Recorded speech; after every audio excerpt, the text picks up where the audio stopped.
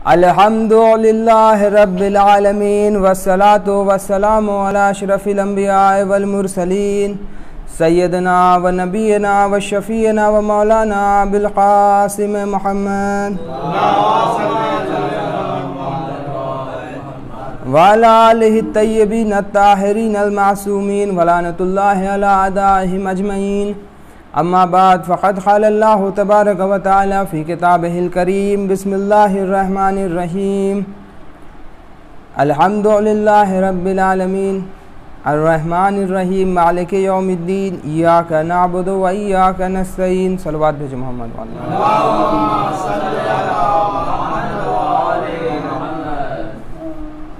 चंद रोज़ पहले जो मजलिस हुई उसके अंदर ये बयान किया गया था कि अल्लाह ने इंसानों को इसलिए पैदा किया कि इंसान अल्लाह की बंदगी करे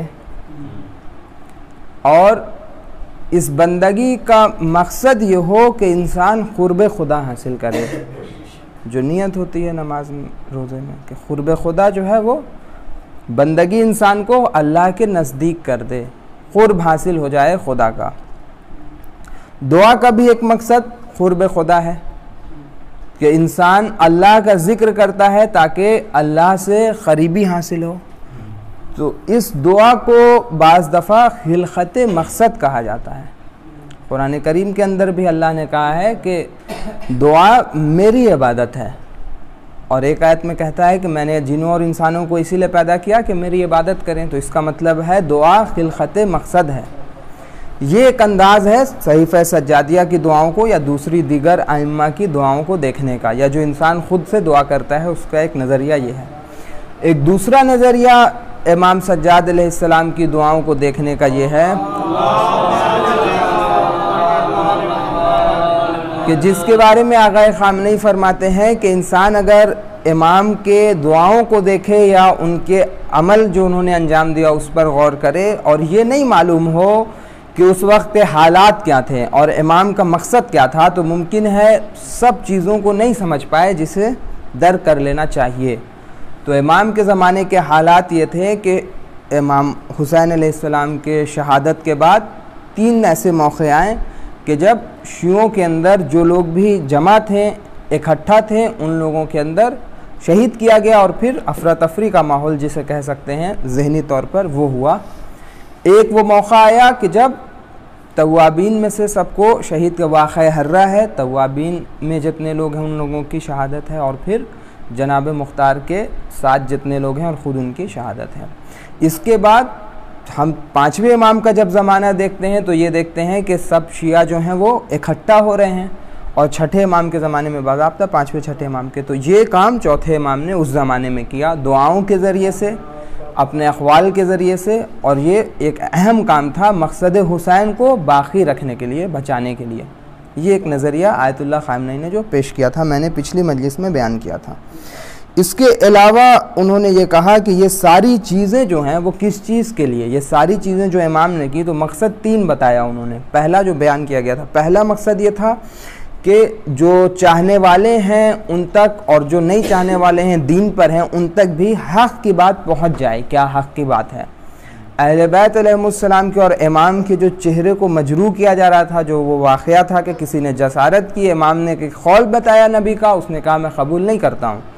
तो ये जो माहौल था उसको तब्दील किया जाए और जो अपना हक़ है उसकी शनाख्त लोगों तक हो, शिया इकट्ठा हो इस चीज़ के लिए। ये तीनों चीज़ों का भी एक मकसद था। वो मकसद क्या था? तो वो इमाम की वसीयत में समझ में आता है। यहाँ से आज की मजलिस का आगाज़ होता है कि वो वसीयत इमाम सज्जाद अलैहिस्सलाम ने जो की, तमाम अहले खानों को जमा किया, और कहा एक रिवायत में आता है कि इमाम ने सारे बच्चों को जमा किया और फिर इमाम मोहम्मद बाक़िर अलैहिस्सलाम की तरफ इशारा करके फरमाया कि ये संदूक लो, ये असलहा लो, ये तुम्हारे पास अमानत है। संदूक और असलहा। अब जब उस संदूक को खोला तो देखा कि उसके अंदर कुरान और किताब है। तो इसका मतलब ये हुआ कि असलहा इस बात की अलामत है कि तुम्हें असलहे का इस्तेमाल करना है। किस बात के लिए करना है? तो कुरान और किताब के मुताबिक। कुरान और किताब के मुताबिक असलहा इस्तेमाल करना है। इसका मतलब क्या होता है? इसका मतलब वही मकसद है जिसके लिए फिर तमहीद बहुत लंबी लगेगी, लेकिन चूँकि आप लोग पहले से इन चीज़ों को जानते हैं लिहाजा मैं बयान करता हूँ। हुकूमत साजी कि जिसका मकसद ये ऐसा नहीं था कि चौथे इमाम या पाँचवें इमाम के ज़माने में फ़ौरन हुकूमत बने, लेकिन आगे चल के हुकूमत साजी सबके जहन में थी। इसीलिए हर इमाम ने इमाम मेहदी की हुकूमत का तज़किरा किया। तो ये दो बातें थी, एक क़ुर्ब खुदा और अखलाक़ी, इंसान की अखलाक़ी जो भी चीज़ें हैं, अच्छाई हैं, वो सहीफ़ा सजादिया के अंदर, और दूसरा सियासी मकसद। यहाँ पे जो बात पिछली मजलिस में नहीं बयान हो सकी थी वो ये थी कि ये जो सियासी ज़िंदगी है और जो अखलाक़ी ज़िंदगी है, ये दोनों अलग अलग नहीं है, बल्कि ये दोनों इस्लामी ज़िंदगी का एक हिस्सा है। वो कैसे है? और दोनों का मकसद फिर क़ुर्ब खुदा आता है। वो कैसे है? तो उसके लिए जनाब आदम अलैहिस्सलाम का जो कुरान करीम का वाक़या है वो इस मजलिस का मैंने असल मौजू क़रार दिया है, उससे इस बात के ऊपर गुफ्तगू करेंगे। सलवात भेजे मोहम्मद कि अल्लाह ने जब जनाब आदम का पुतला तैयार किया तो ये कहा, फ़रिश्तों को ये हुक्म हुआ कि तुम सब के सब सजदे में चले जाना। अब उसकी सारी तफसील के फ़रिश्तों ने क्या एतराज़ किया, फिर अल्लाह ने जवाब दिया, ये सारी चीज़ें।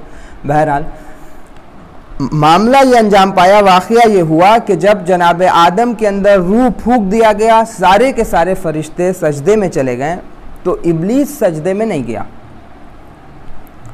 सजदे में। जब उससे पूछा गया कि ऐसा क्यों है कि तुम सजदे में नहीं गए, तो उसने क्या कहा, क्या जवाब दिया कि ये मिट्टी से बना है, मैं आग से बना हूँ। इसके पीछे एक बात नज़र आती है, एक अखलाक़ी ख़राबी नज़र आती है, वो हसद है। हसद वो चीज़ है कि अल्लाह जिस चीज़ को, जिस तक़सीम को बांटे इस दुनिया के अंदर, उस पर इंसान राज़ी नहीं हो। अल्लाह की हुई तक़सीम पर अगर कोई राज़ी नहीं हो, उसके ख़िलाफ़ क़याम करे, तो ये हसद है। ये आम इंसानों के लिए माल व दौलत के लिहाज से हो सकता है, इज़्ज़त व शोहरत के लिहाज से हो सकता है। मसलन कोई इंसान ये सोचता है कि मैं दीनदार था, मैंने काफ़ी मेहनत की, मेरे पास ज़ाहिरन दुनिया का माल व ज़र उतना नहीं है, लेकिन सामने वाला उतना दीनदार नहीं था, उसके पास ज़्यादा पैसा आ गया। तो इसके पीछे कहीं ना कहीं अल्लाह की एक तक़सीम भी होती है। उस तक़सीम के ऊपर अगर कोई राज़ी ना हो, अपनी मेहनत, काविश, ये सारी चीज़ें अलहदा हैं, लेकिन अगर अल्लाह की तक़सीम पर कोई राज़ी ना हो, जो इस वाक़े के अंदर सरीह तौर पे नज़र आता है कि जनाब आदम ज़ाहिरी तौर पर मिट्टी से बने थे, शैतान आग से बना था, लेकिन जनाब आदम को जब बरतरी हासिल हुई तो शैतान हसद में मुब्तला हो गया। एक बात। दूसरी ख़राबी जो नज़र आती है वो क्या नज़र आती है शैतान के अंदर? वो नज़र आती है तकब्बुर, कि उसने ये कह दिया कि मैं अफजल हूँ, ये मफजूल है, मैं बेहतर हूँ, ये कमतर है। ये दो खराबी नज़र आई ना। इस दो खराबी के बारे में ये मिलता है। अच्छा, इसके अंदर सियासी उमूर से क्या ताल्लुक़ है? हसद का सियासी उमूर से ताल्लुक़ है। ये ताल्लुक़ है कि बिल्कुल यही हसद जो आदम जनाब आदम से इब्लीस को थी, वही हसद इमाम अली अलैहिस्सलाम के ज़माने में नज़र आती है कि इमाम अली अलैहिस्सलाम के पास विलायत आती है और कुछ लोग ऐसे हैं जो हसद में मुब्तला हो जाते हैं। अब वाक़या सबको मालूम है गदीर का, उसके बाद जो हुआ, सब अक्सर लोग ऐसे थे जो हसद में मुब्तला हो गए। अली को कैसे खिलाफत मिल गई? ऐसा क्यों हुआ? ये भी ज़ाहिर बीनी का नतीजा था। जिस तरीके से शैतान ने जनाब आदम के सिर्फ ज़ाहिर को देखा कि ये मिट्टी से बना है, मैं आग से बना हूँ, उसी तरह अगर इंसान सिर्फ ज़ाहिर को देखे वली खुदा के, तो हसद में मुब्तला हो जाता है, जो इमाम अली से शुरू हुआ। लेकिन अगर बातिन को देखा जाए तो जो अल्लाह देख रहा था, तो जनाब आदम अफजल थे। तो शैतान के पास होना ये चाहिए था कि चूँकि उसने अल्लाह की इबादत की थी, बंदा होता, अगर वो बंदा था और उसने बंदगी के मफहूम को समझा होता, तो अल्लाह की इस तक़सीम पर राज़ी हो जाता। राज़ी नहीं हुआ, तो उसकी एक खराबी यहाँ पे नज़र आ गई। दूसरी बात जो हुई वो ये हुई कि फजीलत जो उसने बताई, तकब्बुर, वो नज़र आ गया। तकब्बुर कब नज़र आया?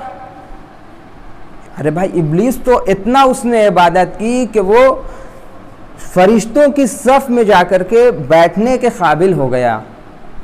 अब तक उसका तकब्बुर क्यों नहीं नज़र आया था? हसद भी नहीं मालूम चला।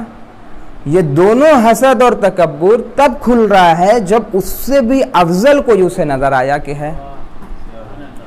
जब तक वो इतना अफजल था कि सब में मशहूर था कि सबसे ज्यादा सजदा करने वाला कौन है? इब्लीस है। हर जगह सजदा किया, जमीन के हर खित्ते पर सजदा किया, लेकिन जब तक सब लोग उसके अंदर थे तब तक ना हसद नजर आया ना तकब्बुर। जब उसने देखा कि अल्लाह ने मुझसे भी बेहतर किसी को पैदा कर दिया, तब वो तकब्बुर भी नजर आया, हसद भी नजर आया। ये सारी बातें।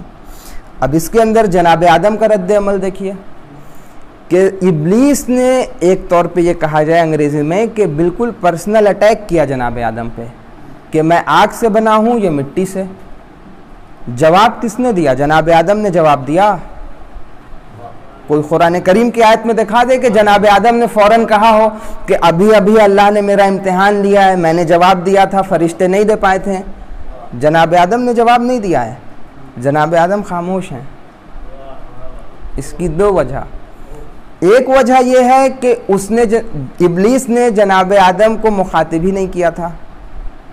उसने सोचा कि ये तो मुझसे अफजल है ही नहीं, मैं अफजल हूँ, लिहाजा उसने अल्लाह को मुखातिब किया। जनाब आदम खामोश हैं। दूसरी बात यह कि जनाब आदम ने हसद और तकब्बुर का मुकाबला भी बता दिया दुनिया वालों के लिए। ये वाक़या है ना, कुरानी वाक़या है ना। और इसका सियासी ज़िंदगी से क्या ताल्लुक़ है? वो जो वली खुदा के ज़माने में देखने को मिला कि मौला हुसैन अलैहिस्सलाम को जब शहीद किया तो उसके बाद भी जालिम की फ़ौज ने यही कहा और जालिमों ने यही कहा कि अब हमारे आबा व अजदाद जो हैं इस पर क्या करेंगे? फ़ख्र कर रहे होंगे ख़ब्र के अंदर कि हमने बदला ले लिया। ये वही हसद है जो वहाँ निकला। और आम इंसानों की ज़िंदगी में भी ताल्लुक़ वो हर इंसान अपने लिहाज से सोच सकता है, हर बात जो है वो बयान करने की नहीं होती। एक बात ये कि इसके मुकाबले में अब आप देखिए इबादत कैसे इंसान को ये दोनों बीमारी से मुकाबला कराती है। जो मैंने आयत की तिलावत की कि अल्हम्दुलिल्लाह रब्बिल आलमीन, सूरह अलहम्द, इसके अंदर ये आता है कि इय्याका नअबुदु व इय्याका नस्तईन। बंदगी करते हैं अल्लाह, हम तेरी इबादत करते हैं, लेकिन कैसी इबादत? ऐसी इबादत कि जिसने इबादत के मफहूम को समझा हो कि इबादत का मतलब ये नहीं होता है कि अल्लाह का सजदा करें, लेकिन अल्लाह के कहे पर जब मन करे अमल नहीं करने का तो नहीं करे। नहीं, इबादत का मतलब और बंदगी का मतलब ये होता है कि सर तस्लीम खम हो खुदा के मर्जी के आगे, ना ये कि अपनी मर्जी चलाए जाए। तो जुमला यहाँ पर रुका नहीं कि इय्याका नअबुदु, बल्कि जुमला आगे बढ़ा व इय्याका नस्तईन, बारे इलाह हम तेरी इबादत करते हैं। अब ये जुमला अगर यहाँ पर रुक जाए तो नहीं मालूम चलेगा कि ये बोलने वाला तकब्बुर में बोल रहा है या बंदगी में बोल रहा है। हम तेरी इबादत करते हैं, लेकिन जब अगला जुमला आएगा और तुझी से मदद भी मांगते हैं, फौरन इनकिसारी कि ये जो इबादत हम करते हैं वो भी तेरी ही जानिब से है। और इस इनकिसारी का असर ये हो कि इंसान की खराबी जो नज़र नहीं आती है, तभी इब्लीस को नहीं नज़र आई थी। अपनी खराबी तो इब्लीस को तब तक नज़र नहीं आई जब तक फरिश्तों के सफ़ में नहीं पहुंच गया। तो ये सूरह अलहम्द के अंदर एक हल जो इसका नज़र आता है वो ये कि बंदगी का मफहूम नज़र आता है। दूसरी बीमारी क्या है कि जो बेहतर हो, जो वली खुदा हैं, जिनको अल्लाह ने हुज्जत ज़मीन पर क़रार दिया, खलीफा क़रार दिया, इन्नी जाइलुन फ़िल अर्ज़ि खलीफा, उनके ख़िलाफ़ इसने हसद किया। तो सूरह अलहम्द उठा के देखिए, फिर मिलेगा कि बारे इलाहा हमें उनके रास्ते पे लेकर जा कि जिन पर तेरा इनाम आया। तो इसका मतलब क्या है कि जब कोई इंसान अपने से बेहतर किसी को देखे, जो यहाँ पर अहले बैत अलैहिस्सलाम से मुताल्लिक़ आयत है, तो ना ये कि जब गदीर के अंदर खिलाफत का ऐलान हुआ तो हसद के अंदर मुब्तला हो जाए, बल्कि ये दुआ करे कि बारे इलाहा तूने उन पर इनाम हासिल किया, उन पर अपना इनाम भेजा, अब उनके रास्ते पर मुझे चलाने की तौफीक दे दे। अगर ये सोच लेते हैं गदीर के बाद लोग, तो इस्लाम के अंदर इतना तफरक़ा नहीं होता आज के ज़माने में। ये जनाब आदम के वाक़े से अगर सबक ले लिया होता तो आज इतना तफरक़ा नहीं होता। एक सलवात भेजे मोहम्मद वाले। शैतान ने सिर्फ ज़ाहिर देखा था, बातिन नहीं देखा जनाब आदम का। ये मसला भी आपको कुरान करीम के अंदर सूरह यासीन के अंदर नज़र आएगा और दीगर जगहों पर भी। मालूम चलेगा कि सूरह यासीन के अंदर जब 2 नबी हिदायत करने के लिए गए ख़रिये में, तो क्या कहा उन लोगों ने कि तुम तो हम जैसे ही इंसान हो, हम तुम्हारी बात कैसे माने। और फिर तीसरे से मदद की अल्लाह ने, और शहर के किनारे से दौड़ता हुआ हबीब नज्जार आया। उस शख्स का नाम हबीब नज्जार था। हबीब नज्जार ने फरमाया कि ऐ शख्स, इन लोगों का कहा मान लो। क्यों कहा मान लो? क्योंकि ये जो हिदायत करते हैं उसके बदले में कुछ नहीं चाहते हैं। उन लोगों ने कहा कि हम संसार कर देंगे। संसार क्यों कर देंगे? क्यों नहीं तुम्हारी बात मानेंगे? क्योंकि तुम तो वैसे ही हो जैसे हम इंसान हैं। तो हम ये कैसे समझ लें कि तुमको अल्लाह ने भेजा है? यहाँ पर भी ज़ाहिर बीनी में धोखा खा गए, जैसे शैतान धोखा खाया था कि अगर नबी के ज़ाहिर के अलावा ये समझते कि नबी की बातनी हकीकत भी है, तो ये नहीं कहते कि ये नबी हम जैसा है। गौर फरमा रहे हैं आप?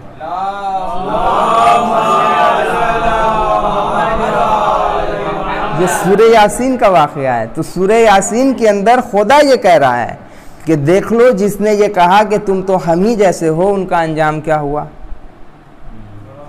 और जिसने नबी की हकीकत को समझा, हबीब नज्जार, उनके साथ क्या हुआ? उन्हें संगसार कर दिया, पत्थर से मार के जान मार दिया उनकी। जब जान मार दिया गया तब क्या हुआ? जब देखिए, जो हक़ पर अमल करता है, जिसके अंदर अखलाक़ी कमालात होते हैं, वो क्या करता है कि जिन लोगों ने संगसार किया उसके बारे में हबीब नज्जार ने अल्लाह से दुआ की कि काश के ऐसा होता कि वो लोग मेरे हालात को देख पाते कि मैं आज अल्लाह ने मुझे किस तरह से नवाजा है। क्यों देख पाते? इसलिए देख पाते कि मैं दिखाता कि देखो तुमने संसार किया था, अब अल्लाह ने मुझे नहीं, बल्कि क्यों देख पाते हैं कि वो हिदायत हासिल कर लेते हैं। जिन लोगों ने हबीब नज्जार को संगसार कर दिया, उसके लिए भी हबीब नज्जार के अंदर जन्नत में पहुंचने के बाद भी ये कैफियत है कि काश वो लोग सही रास्ते पर आ जाएं।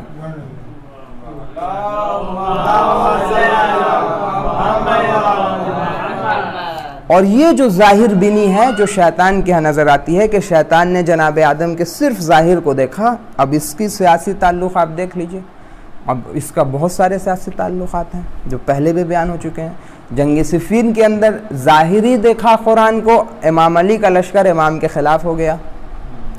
इमाम हसन अलैहिस्सलाम का लश्कर इमाम के ख़िलाफ़ हो जा रहा है। क्यों ऐसा हो रहा है? ज़ाहिर बिनी। करबला के अंदर कोई इमाम हुसैन से ये कह दे कि ऐ हुसैन, तुम्हारी नमाज कबूल नहीं होगी, अल्लाह अकबर, नऊज़ु बिल्लाह ताला। कैसे ये मजाल हो गई कि मौला हुसैन से कोई ये जुमला कह दे? ज़ाहिर बिनी। उसने देखा कि हम भी वही नमाज पढ़ रहे हैं, मौला भी वही, इमाम हुसैन भी वही नमाज पढ़ रहे हैं।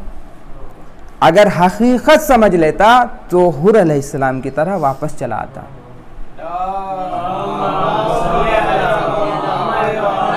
जनाब हुर अलैहिस्सलाम देखिए सिर्फ ज़ाहिर नहीं समझते थे, इसलिए जब इमाम हुसैन ने कहा तेरी माँ तेरे गम में बैठे, तो क्या जवाब दिया हुर अलैहिस्सलाम ने कि अगर तमाम माओं जैसी आपकी वालिदा भी होती कोई और, इसका मतलब क्या है कि अगर पूरे कूफे में शाम में कोई और कह रहा होता तो मैं भी ये जुमला दोहरा देता, लेकिन मैं आपके लिए ये जुमला नहीं दोहरा सकता हूँ। यानी जनाब हुर के पास सिर्फ ज़ाहिर बीनी नहीं थी।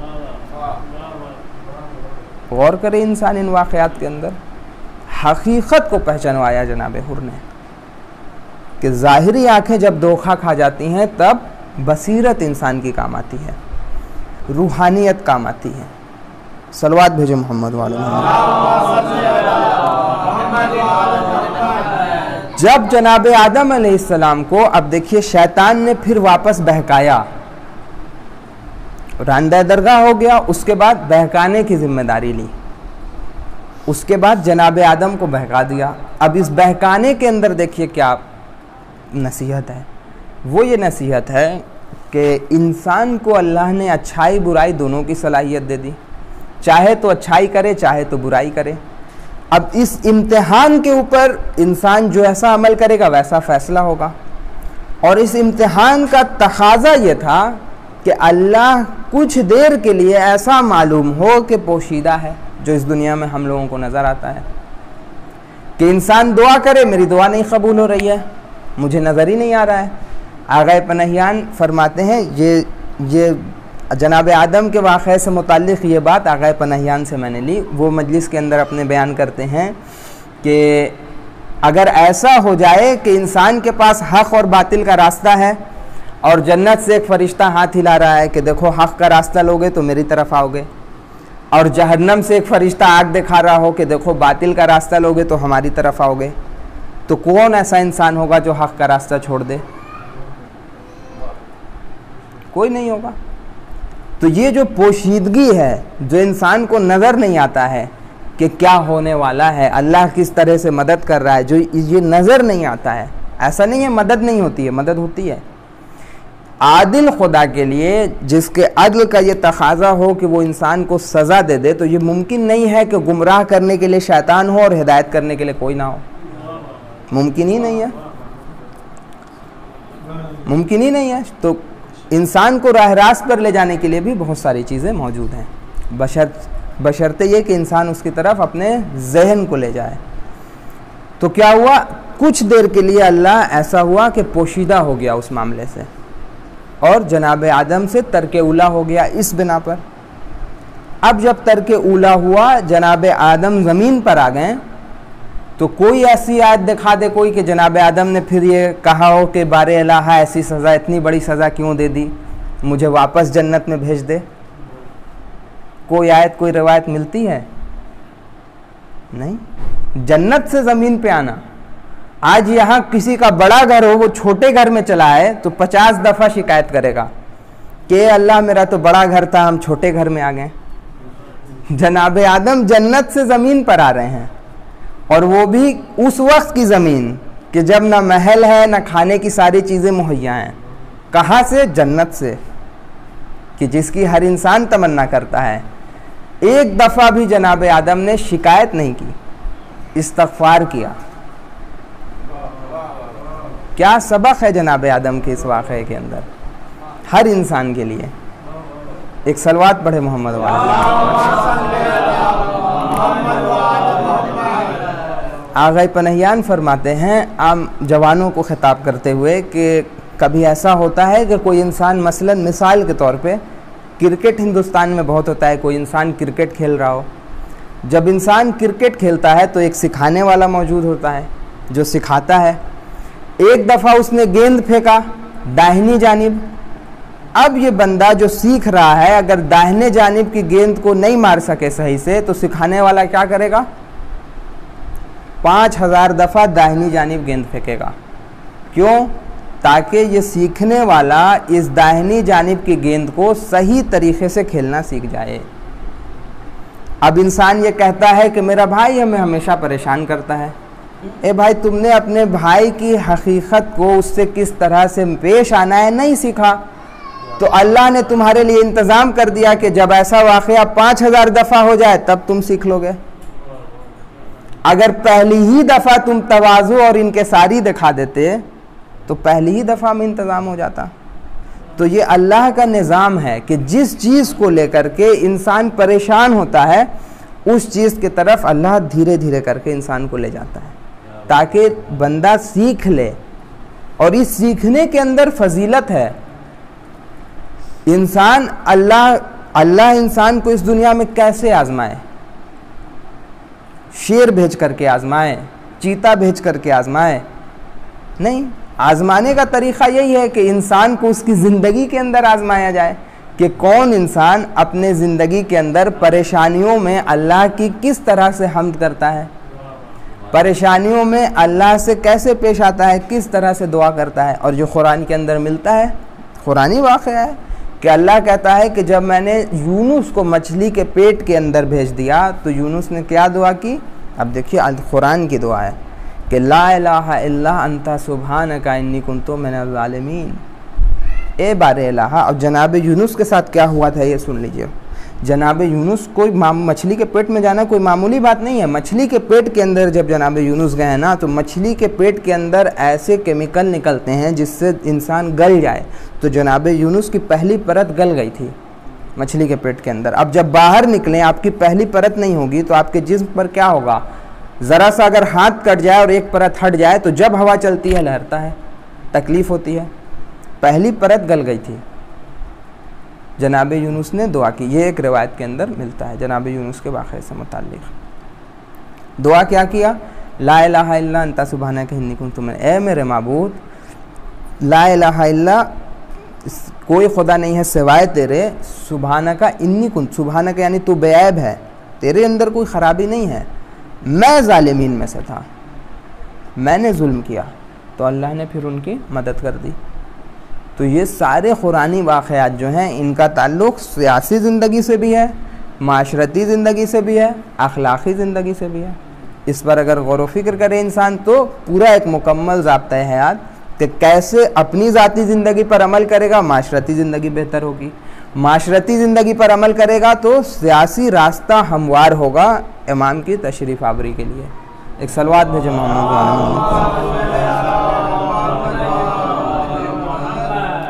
तो ये बात अब आज की मजलिस में ऐसा है कि मैं ये कह सकता हूँ कि मैं कुछ बात अपने छोटे भाइयों के लिए कह दूँ। कुछ छोटे भाई भी मौजूद हैं, लिहाजा कुछ बात ऐसी भी हो जाए कि इंसान के लिए जो अहम चीज़ है वो ये है कि इंसान गुनाह से दूर रहे।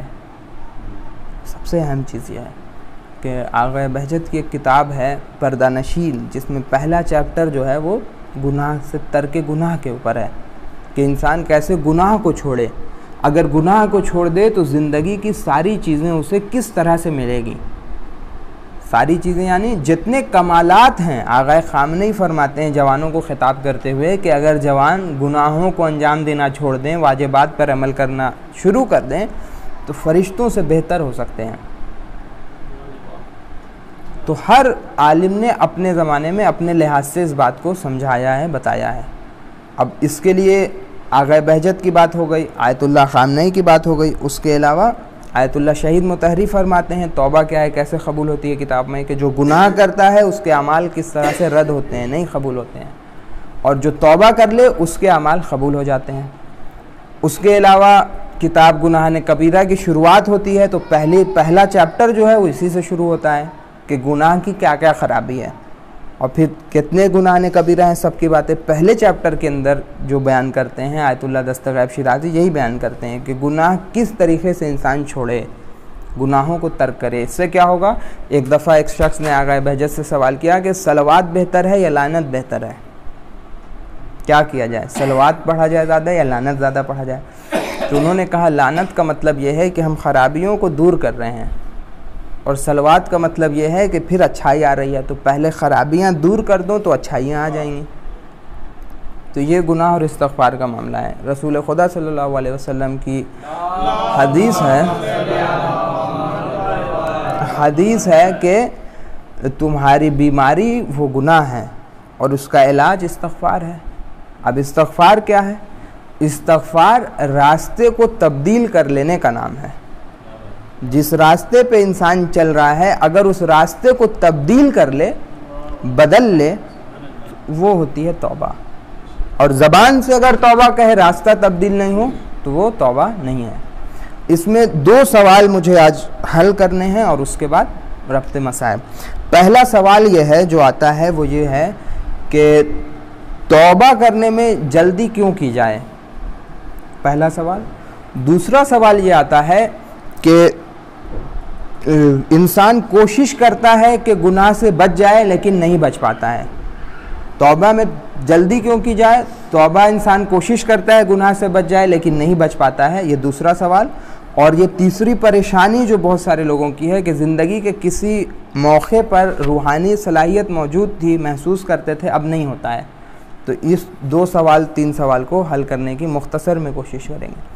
आयतुल्लाह शहीद मुतहरी फरमाते हैं कि जो शख्स तौबा में ताख़ीर करे, यानी मेरे पास मौजूद है गुनाह करने का सामान, मैं आज करूं तौबा या 5 साल बाद करूं तौबा, मुश्किल क्या है?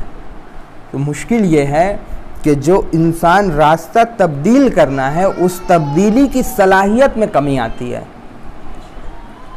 तब्दीली की सलाहियत में कमी आती है। तो आयतुल्लाह खुमैनी फरमाते हैं जवानों को खिताब करते हुए कि एक ज़ईफ़ इंसान के रास्ता तब्दील करने में जितनी मुद्दत लगे उस मुद्दत में 1000 जवान अपनी इस्लाह कर सकते हैं।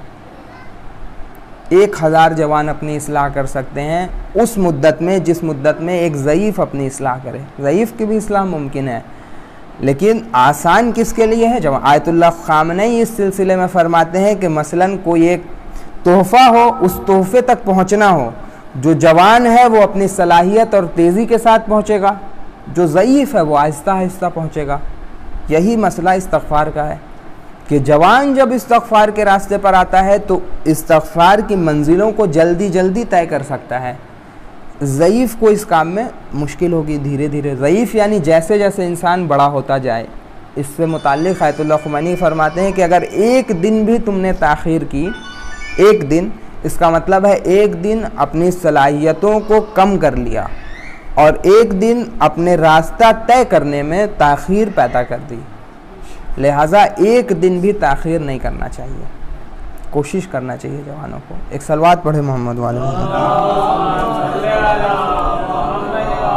दूसरी बात यह कि कोशिश करते हैं लेकिन नहीं हो पाता है, तो इससे मुतालिक छठे इमाम का एक कौल है कि छठे इमाम के पास एक शख्स आता है, उनका चाहने वाला होता है, बैठा होता है, सामने से एक शख्स गुज़रता है जो गुनाह कर रहा होता है, गुनाहगार मशहूर होता है, तो वो इमाम से ये कहता है कि बेचारा गुनाह के अंदर मुब्तला है। तो इमाम कहते हैं कि उसके लिए तुमने इस जुमले को क्यों इस्तेमाल किया? मैंने अपने ज़बान में कहा बेचारा, कोई उसने ऐसा जुमला कहा होगा जिससे ऐसा मालूम होता हो कि परेशान है। तो इमाम ने कहा ये बताओ कि जिस गुनाह के लिए मशहूर है वो गुनाह अपने वालिदैन के सामने भी करता है, तमाम लोगों के सामने माशरे में आके भी करता है? तो उसने कहा कि नहीं। तो इमाम ने कहा कि जिस सलाहियत को इस्तेमाल करके वो अपने वालिदैन के सामने गुनाह से रुकता है, वही सलाहियत इस्तेमाल करके खुदा के सामने भी गुनाह से रुक सकता है। उसने सलाहियत को इस्तेमाल ही नहीं किया। उस तक ये बात पहुँचाओ कि सलाहियत को अपने इस्तेमाल करे जो अल्लाह ने सलाहियत दी, जिससे मुताल्लिक़ उलमा ये बयान करते हैं कि अगर अल्लाह ने सलाहियत नहीं दी होती तो अज़ाब भी नहीं दिया होता। अज़ाब इसीलिए है कि सलाहियत को इस्तेमाल नहीं किया। एक जवान लेटर लिखता है आयतुल्लाह अल्लामा तबातबाई को, तफसीर अल-मीज़ान के मुसन्निफ़ हैं। उस ख़त के अंदर ये लिखता है कि मैं 22 साल का हूँ और मैंने कई दफ़ा कोशिश की कि अपने ज़िंदगी को अल्लाह के रास्ते पर ले जाऊँ, नहीं हो पाता है, क्या करूँ? तो अल्लामा तबातबाई ने उसे 22 दिन के लिए एक दस्तूरुल अमल लिखा। उसके अंदर ये लिखा कि तुम कोई भी अमल अंजाम दो तो ये कोशिश करो कि उस अमल के अंदर अगर तुम ये देखो कि अल्लाह से क़ुर्बत हासिल होगी तो उसे अंजाम दो, वरना अंजाम नहीं दो। 22 दिन तक इसको अंजाम दो। तुमको बहुत, अब उनका ये जुमला लिखा हुआ कि इसके अंदर तकलीफ़ महसूस होगी, लेकिन तुम्हारे रूहानी परेशानियों का हल यही है। तकलीफ़ होगी लेकिन हल यही है। तो ये सारी बातें जो उलमा बयान करते हैं इससे मुताल्लिक़, और इसका माशरती ज़िंदगी से, सियासी ज़िंदगी से जो ताल्लुक़ है इस्तग़फ़ार का और तमाम चीज़ों का, कि इंसान अगर दुनिया के पीछे जाएगा तो उसका ना ये सिर्फ़ कि अपनी ज़ाती ज़िंदगी पे असर होगा, बल्कि अल्लाह का ये पूरा निज़ाम है कि अगर कोई एक चीज़ हिलाई जाए तो सारी चीज़ें तखर बखर हो जाती हैं। कोई इंसान अगर एक बीमारी अपने अंदर रख ले, एक गुनाह को ऐसे पीछे छुपा ले, कहे अल्लाह मैंने तौबा कर लिया, तो खुदा कहेगा नहीं, वो जो हाथ के पीछे है उसको बाहर निकालो, उसकी इस्तग़फ़ार करो, उसको ख़ुद से दूर करो। जब उसको दूर करोगे तब अल्लाह के क़रीब जाओगे। ये सारी बातें। तो इमाम की अगर ज़िंदगी देखा जाए करबला की, तो इमाम ने इसकी तरफ कई दफ़ा इशारा किया। कई जगहों पर इमाम हुसैन अलैहिस्सलाम ने करबला के अंदर इसकी तरफ इशारा किया। मसलन एक दफ़ा ये इशारा किया कि दीन लोगों की ज़बान का एक लोथड़ा हो चुका है, जैसे चटखरा होता है, उस तरीक़े से लोगों के लिए दीन हो चुका है कि सिर्फ ज़बान से कहते हैं, अमल नहीं करते हैं। हर बात सिर्फ ज़बान की हद तक होती है, अमल में नहीं आती है। एक दफ़ा ये बात कही कि जो कह रहे हो उस पर अमल भी करो, अगर अमल नहीं कर सकते हो कोशिश करो उस पर अमल करने की कम अज़ कम। तो इंसान 3 तरह के होते हैं, एक वो जो अल्लाह के रास्ते पर अमल करते हैं, आलिमुन रब्बानी।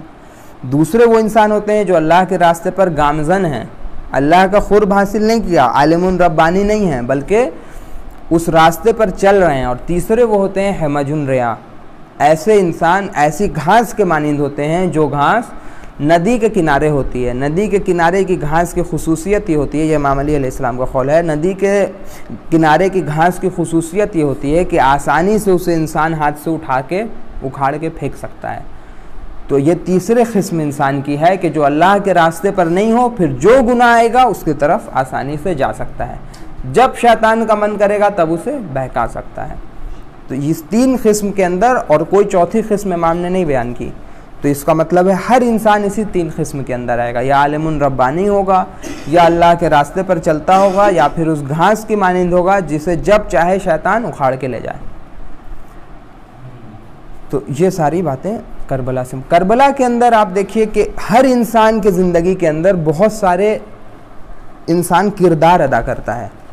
मसलन कोई वालिद है, कोई वालिदा है, हर इंसान अपना अपना किरदार है, किसी का भाई है।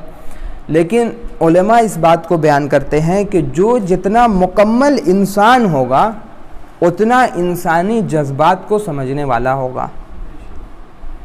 कोई अगर इंसान कामिल हो, जैसे रसूल खुदा इमाम अली को उम्मत का बाप कहते हैं, यानी जो इंसान कामिल हो उसके लिए हर इंसान अपनी औलाद जैसी है, सारी उम्मत औलाद जैसी है।